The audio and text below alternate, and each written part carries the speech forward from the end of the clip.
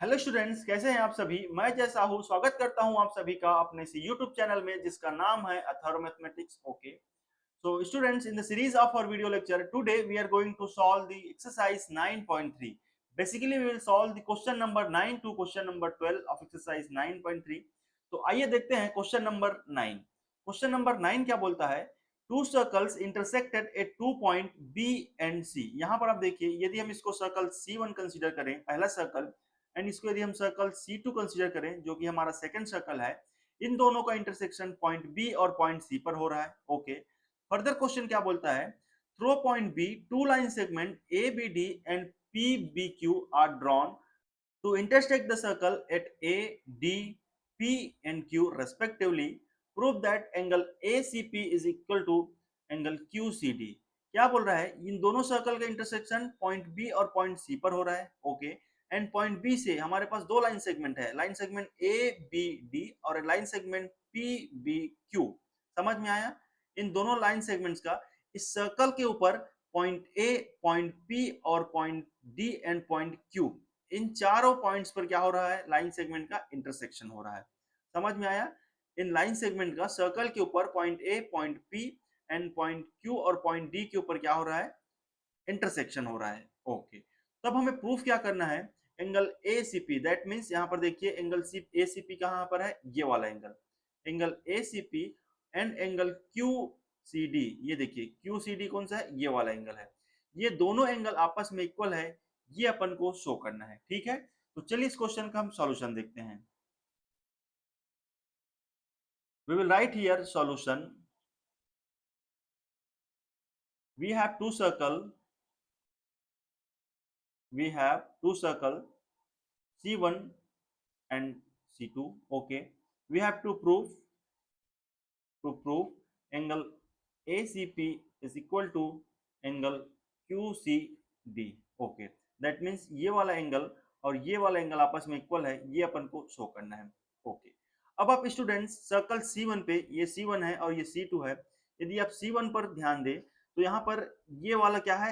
AP क्या है? Arc है। ओके, सर्कल का आर्क है। एंड आप देखेंगे आर्क AP के द्वारा ये यहाँ पर जो एंगल फॉर्म हो रहा है, यदि हम इसको एंगल 1 कंसीडर करें, एंड दूसरा वाला जो एंगल फॉर्म हो रहा है ये वाला एंगल, यदि हम इसको एंगल 2 कंसीडर करें, ठीक है, तो ये एंगल 1 और एंगल 2 क्या है? आपस में इक्वल होंगे। ऐसा क्यों? Because both are angles on the same segment of circle. We can write here in circle 1 angle 1 will be equal to angle 2। ठीक है, रीजन क्या हो जाएगा? Angles on the same segment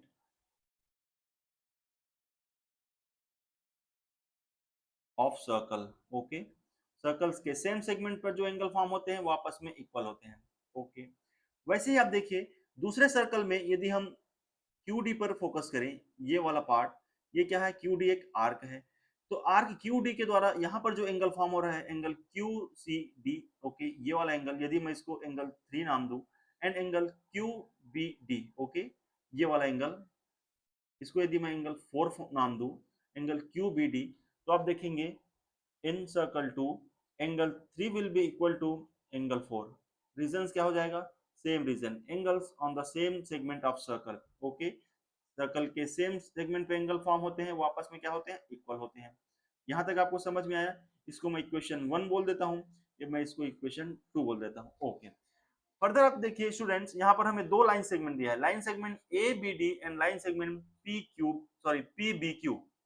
line segment A B D ये वाला line segment and line segment P B Q ये वाला line segment, ये कुछ इस प्रकार से है, A B D and P B Q. Okay, it is something like this. यहाँ पर जो एंगल फॉर्म हो रहा है एंगल ए बी पी, इसको हमने एंगल 2 बोला है, and angle Q B D इसको हमने एंगल 4 बोला है।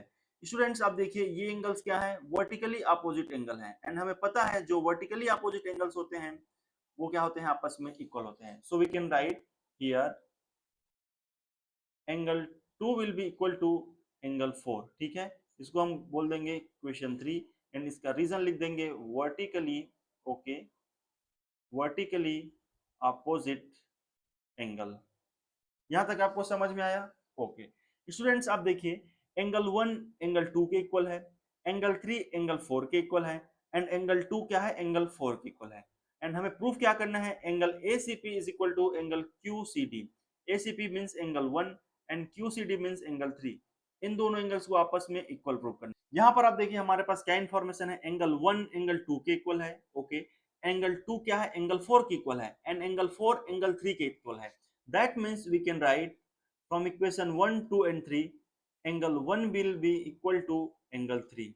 होगा कि नहीं होगा? आप देखिए एंगल 1 2 के इक्वल है, 2 4 के इक्वल है, एंड 4 क्या है, 3 के इक्वल है। तो एंगल 1 और 3 आपस में क्या हो जाएंगे, इक्वल हो जाएंगे, ठीक है। सो एंगल 1 क्या है, angle 1 is your angle ACP, okay, and angle 3 is your angle QCD। So students, question number 9 में अपन को यही शो करना था, angle ACP is equal to angle QCD, जो कि हमने प्रूफ कर दिया। समझ में आया आपको क्वेश्चन नंबर 9 का सॉल्यूशन? पहली बार आपको देखने में क्वेश्चन काफी टफ लगेगा, बट आप जब क्वेश्चन सॉल्व करेंगे तो क्वेश्चन क्वेश्चन काफी इजी है, ओके। चलिए आगे बढ़ते हैं, अगला क्वेश्चन नंबर 10। क्वेश्चन नंबर 10 क्या बोल रहा है, if circles are drawn taking two sides of triangle as a diameter, okay, prove that point of intersection of this circle lie on third side. क्या बोल रहा है, यहाँ पर हम यदि एक ट्रायंगल लें, ट्रायंगल ABC, ओके, इस ट्रायंगल ABC के साइड AB को हम डायमीटर कंसीडर करें और एक सर्कल ड्रॉ करते हैं, यदि इसको हम नाम दे दें circle C1, and triangle ABC के दूसरे साइड AC को हम यदि डायमीटर कंसीडर करके एक सर्कल ड्रॉ करें, सर्कल C2, ओके, तो ये तो सर्कल्स हैं C1 और C2, इन दोनों का इंटरसेक्शन यहाँ पर, दैट मीन्स सर्कल के थर्ड साइड BC पर होता है, ये अपन को प्रूफ करना है। चलिए इस क्वेश्चन का हम सॉल्यूशन देखते हैं, okay, we will write here solution. ये अपना ट्रायंगल ABC है, okay, this is circle C1 and this is circle C2। So we will write here we have triangle ABC and circle C1 and C2, okay. यहाँ पर जो intersection point है इसको हम point D consider कर लेते हैं, एंड A से D को ज्वाइन कर लेंगे कुछ इस प्रकार से, ओके। कंस्ट्रक्शन पार्ट में हम लिख लेंगे ज्वाइन AD, ओके। अब स्टूडेंट्स आप देखिए, यदि हम AB को सर्कल C1 का डायमीटर कंसीडर कर रहे हैं, तो ये डायमीटर क्या करेगा, सर्कल C1 को दो सेमी सर्कल में डिवाइड करेगा, ये वाला सेमी सर्कल एंड ये वाला सेमी सर्कल, ओके। इसका मतलब ये है कि यहाँ पर जो एंगल फॉर्म हो रहा है, एंगल ADB, ओके, ये क्या होगा, angle made bye semi circle. And आपको पता है यदि कुछ इस प्रकार से एक सेमी सर्कल के द्वारा जो एंगल फॉर्म होता है, ओके, वो क्या होता है, 90 डिग्री का होता है। तो एंगल ADB क्या हो जाएगा, 90 डिग्री का होगा। That means we can write in C1, okay, AB as a diameter, we can write angle ADB will be 90 degree, okay। Reason लिख देंगे,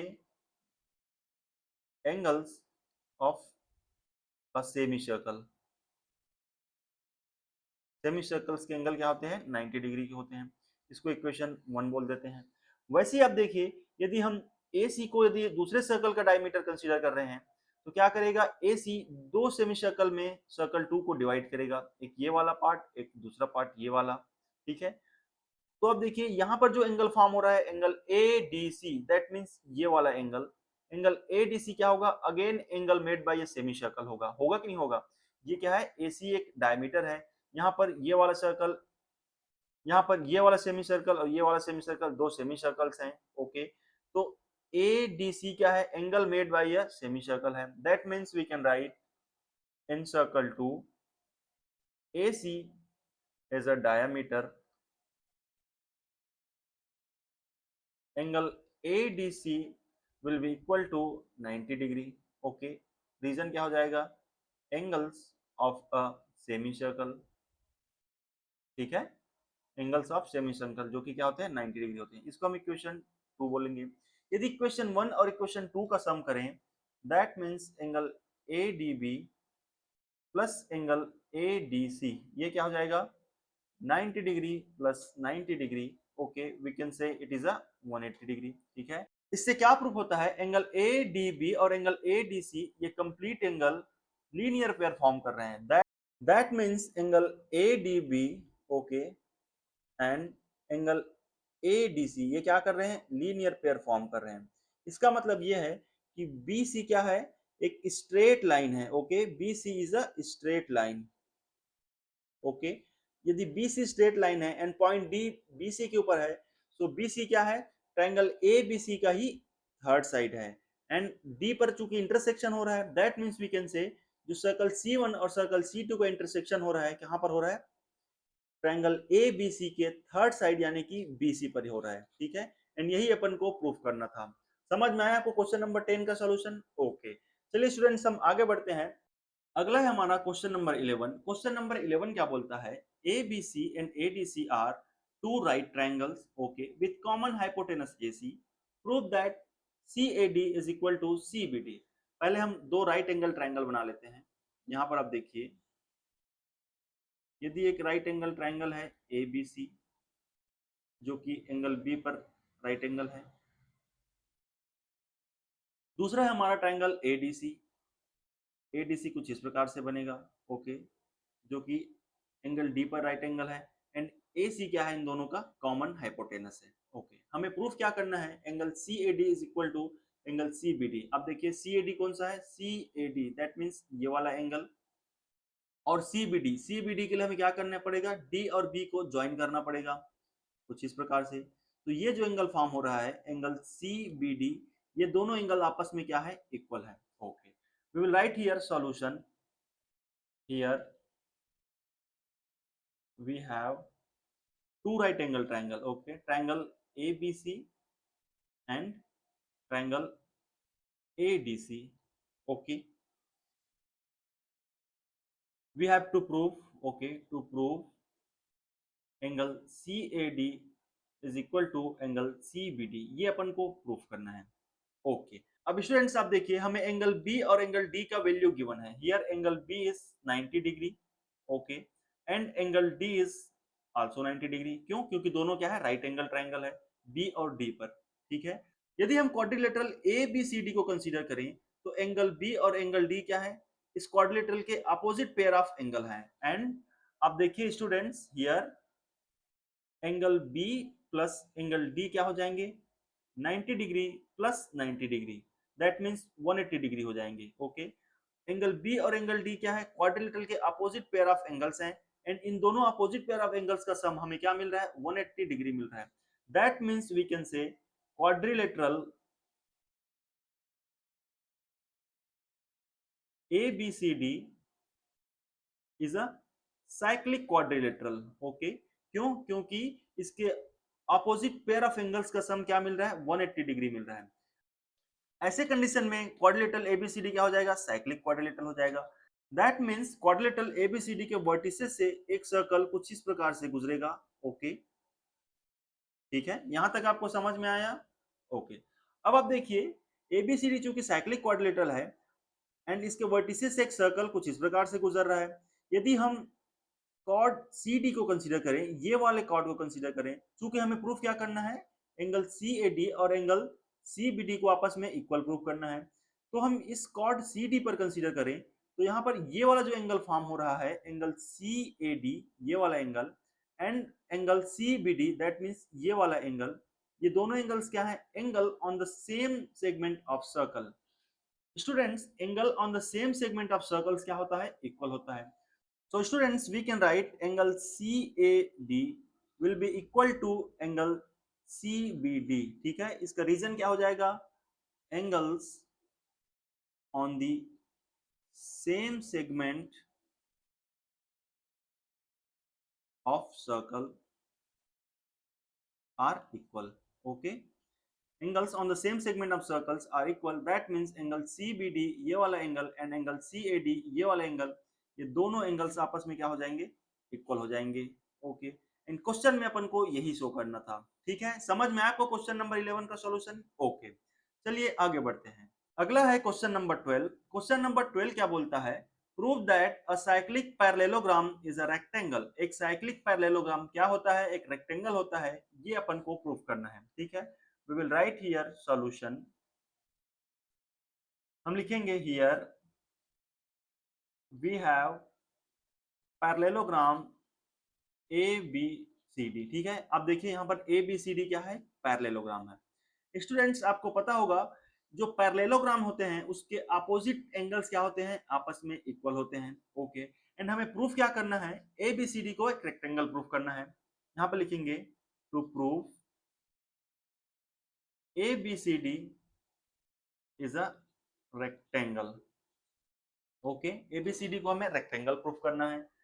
स्टूडेंट्स, यदि हमें एबीसीडी को रेक्टेंगल प्रूफ करना है, तो यदि मैं एनी हाउ इसके चारों एंगल्स को, that means angle A, angle B and angle C and angle D, ये चारों एंगल्स यदि मैं एनी हाउ 90 डिग्री का है ये प्रूफ कर दूं, तो इससे ये प्रूफ हो जाएगा कि एबीसीडी क्या है, रेक्टेंगल होता है। क्योंकि पता है ना एक रेक्टेंगल क्या होता है, रेक्टेंगल एक ऐसा पैरेललोग्राम होता है जिसके चारों एंगल्स क्या होते हैं, 90 डिग्री के होते हैं। ओके, तो यही अपन को प्रूफ करना है, एंगल ए बी सी और डी को 90 डिग्री का है ये प्रूफ करना है। स्टूडेंट्स, मैं आपको बता दूं, पैरेललोग्राम की एक प्रॉपर्टी होती है, उसके जो अपोजिट एंगल्स होते हैं वो आपस में क्या होते हैं, इक्वल होते हैं। We can write here angle A will be equal to angle C. ऐसा क्यों, प्रॉपर्टी ऑफ पैरेललोग्राम, पैरेललोग्राम की प्रॉपर्टी से हम लिख सकते हैं ये वाला एंगल, एंगल ए और एंगल सी आपस में क्या होंगे, इक्वल होंगे। सेम वे एंगल बी और एंगल डी आपस में क्या होंगे, इक्वल होंगे। Angle B will be equal to angle D, reason हो जाएगा प्रॉपर्टी ऑफ पैरेललोग्राम, पैरेललोग्राम की प्रॉपर्टी से इसके जो अपोजिट एंगल्स होते हैं वो आपस में क्या होते हैं, इक्वल होते हैं। स्टूडेंट्स, अब आप देखिए यहाँ पर क्या बोल रहा है, एबीसीडी एक पैरेललोग्राम तो है बट क्या है, एक साइक्लिक पैरेललोग्राम है। एंड यदि एबीसीडी एक साइक्लिक पैरेललोग्राम है तो इसके जो अपोजिट एंगल्स का सम होगा, दैट मींस एंगल ए और एंगल सी, इन दोनों का सम क्या होगा, 180 डिग्री होगा। क्यों, क्योंकि साइक्लिक क्वाड्रिलेटरल की प्रॉपर्टी से। Further we can write sum of angle A plus angle C will be 180 degree. Okay, ऐसा क्यों, because ABCD is a cyclic. Okay, ABCD एक साइक्लिक क्वाड्रिलेटरल है या साइक्लिक पैरेललोग्राम है, तो इसके अपोजिट एंगल्स का सम क्या होगा, 180 डिग्री होगा। ओके, अब आप देखिए एंगल ए एंगल सी के इक्वल है, दैट मींस मैं यहाँ पर क्या लिख सकता हूँ, एंगल सी की जगह पे एंगल ए लिख सकता हूँ। ओके, इसको फर्दर सॉल्व करने पर मुझे क्या मिलेगा, 2 angle A is equal to 180 degree. Okay, angle A का वैल्यू मुझे क्या मिल जाएगा, 90 डिग्री।